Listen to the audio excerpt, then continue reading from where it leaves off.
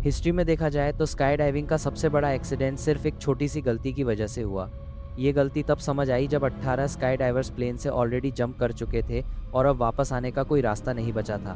Plane से कूदते ही excitement का माहौल था, लेकिन कुछ ही सेकंड्स में वो एक्साइटमेंट खौफ में बदल गई। ये सब एक्सपीरियंस्ड स्काई डाइवर्स थे, लेकिन इस दिन उनका सालों का एक्सपीरियंस किसी काम नहीं आ सका। इस एक्सीडेंट में 16 स्काई डाइवर्स की जान चली गई और सिर्फ 2 लोग जिंदा बचे। उन दोनों ने जो कहानी बताई उसने पूरी दुनिया को हिलाकर रख दिया। आज इस इंसिडेंट को दुनिया लेक ईरी डिजास्टर के नाम से जानती है। लेक ईरी अमेरिका की स्टेट ओहायो में मौजूद है और यह नॉर्थ अमेरिका की फोर्थ और दुनिया की 11th लार्जेस्ट लेक है। लेक एरी के साउथ में लगभग 13 किलोमीटर दूर टॉन्टनर एयरपोर्ट नाम की एक छोटी एयरफील्ड मौजूद है। इसी एयरफील्ड से इस कहानी की शुरुआत होती है।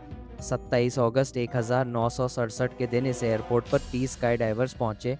उन्हें एक फ्री फ्लाइट ऑफर की गई थी जो वर्ल्ड वॉर 2 के ज़माने के बी-25 बॉम्बर प्लेन में होने वाली थी। ये बी-25 बॉम्बर एक प्राइवेट कंपनी ने मॉडिफाई किया था और वही कंपनी स्काई डाइवर्स को फ्री फ्लाइट दे रही थी। बॉम्बर प्लेन से जंप करना हर डाइवर का ड्रीम था। जब स्काई डाइवर्स एक एक करके प्लेन में बैठने लगे तो प्लेन का वेट लिमिट क्रॉस होने लगा।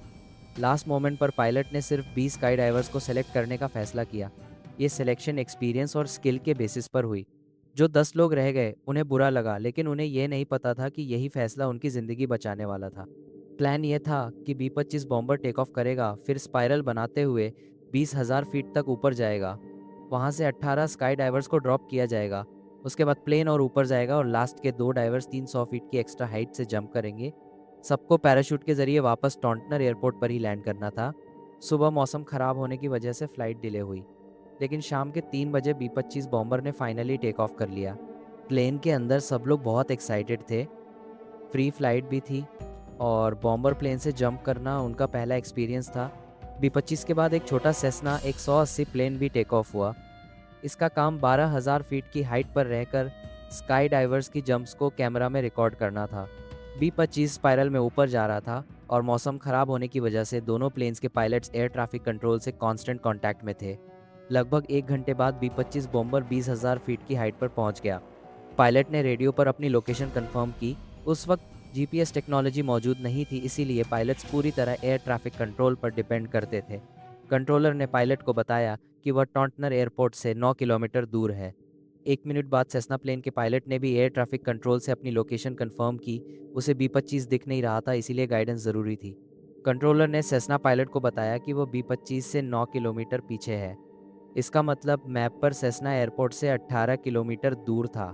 कुछ ही देर बाद बी-25 पायलट ने दोबारा लोकेशन पूछी। इस बार कंट्रोलर ने कहा कि प्लेन सीधा टॉन्टनर एयरपोर्ट के ऊपर है। इसी सिग्नल पर पायलट ने 18 स्काई डाइवर्स को जंप का इशारा कर दिया। वही एक छोटी सी गलती जो बाद में 16 जिंदगियां ली गई। इस हाइट पर टेम्परेचर -30 डिग्री सेल्सियस था, इसलिए सभी डाइवर्स ने एक्स्ट्रा वार्म जंप सूट्स पहने हुए थे। सभी डाइवर्स ने एक साथ जंप लगाई ताकि फ्री फॉल में फॉर्मेशन बना सकें। नीचे उन्हें सिर्फ बादलों की एक मोटी लेयर दिख रही थी। प्लान ये था कि बादल क्रॉस करने के बाद पैराशूट खोला जाएगा। शुरू में सभी फ्री फॉल एंजॉय कर रहे थे। जैसे ही वे बादलों से बाहर आए, सब कुछ बदल गया। नीचे ज़मीन नहीं बल्कि दूर दूर तक लेक इरी का गहरा पानी था। इस वक्त उनकी हाइट सिर्फ 3,000 फीट के आसपास रह गई थी। सभी ने पैनिक में तुरंत पैराशूट डिप्लॉय कर दिया। उन्हें लगा कि शायद लेक के बॉर्डर के पास पानी में लैंड हो जाएंगे, लेकिन वह जगह ज़मीन से कम 10 किलोमीटर दूर थी। उनका प्लान था कि पानी में लैंड करके हार्नेस निकालकर स्विम करेंगे, लेकिन हैवी क्लोथ्स और गियर की वजह से ये मुमकिन नहीं हो सका। सिर्फ 2 डाइवर्स ऐसे थे जिन्होंने जंप से पहले अपने शूज़ और एक्स्ट्रा वेट उतार दिया था। सिर्फ वही 2 लोग पानी पर कुछ देर तक फ्लोट कर पाए। बाकी 16 डाइवर्स पानी के नीचे चले गए। उनकी बॉडीज़ कई दिनों तक नहीं मिली और आखिरी बॉडी 1 हफ्ते बाद रिकवर हुई।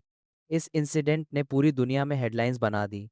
इन्वेस्टिगेशन टीम ने पता लगाया कि पायलट्स को गलत लोकेशन बताई गई थी और यही एक मिस्टेक 16 जिंदगियों का कारण बन गई।